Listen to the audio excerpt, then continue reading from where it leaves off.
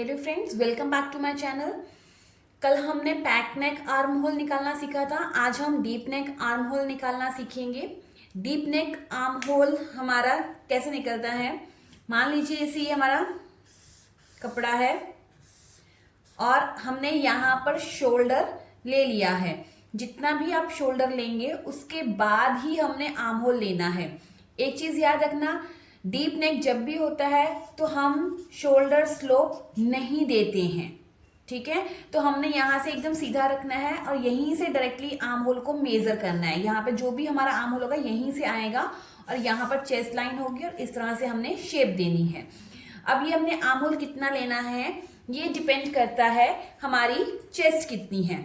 ये देखिए, deep neck arm hole formula क्या है, ये जो है ये हमारी चेस्ट है। मतलब अगर आपकी चेस्ट 28 से लेकर 31.75 मतलब 31.25 तक है तो आप ये वाला फॉर्मूला यूज करेंगे। अगर आपकी चेस्ट इस केस में है या इस केस में है 40 से अबव है तो आपने ये वाला फॉर्मूला यूज करना है। अब मैं एक एग्जांपल ले लेती हूँ। मान लीजिए मेरी चेस्ट 34 है तो वो इस केस में आएगी। तो मेरा फॉर्मूला क्या होगा, चेस्ट डिवाइडेड बाय 6 प्लस 0.5। तो अगर मेरी चेस्ट 34 है तो 34 को मैं डिवाइड करूंगी 6 से, जो भी आंसर आया 5.6 उसमें ये 0.5 मैंने ऐड करना है तो प्लस 0.5 तो कितना आया 6.1। 6.1 मतलब चेंज। तो आपने क्या करना है, यहां से लेकर यहां तक जो भी आपका मेजरमेंट होगा वो चेंज का होगा। तो इस तरह से हमने आर्म होल को ड्रॉ करना है।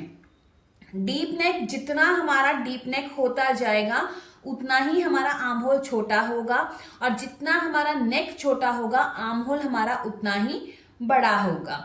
दूसरी चीज, जब बहुत ज्यादा डीप नेक आ जाता है तो आर्म होल ड्रॉ करने के बाद भी हमें कुछ इंचेस का शोल्डर हटाना पड़ता है। तो वो अलग अलग डीप नेक में अलग अलग ही इंचेस का होता है, ठीक है। तो अभी हमने सिर्फ और सिर्फ आर्म होल के बारे में सीखा है कि आर्म होल कैसे ड्रॉ करते हैं। उसके लिए हमने अपना ये वाला फॉर्मूला अप्लाई करना है और इसी के अकॉर्डिंगली आपकी शेप आ जाएगी आर्म होल की। Thank you.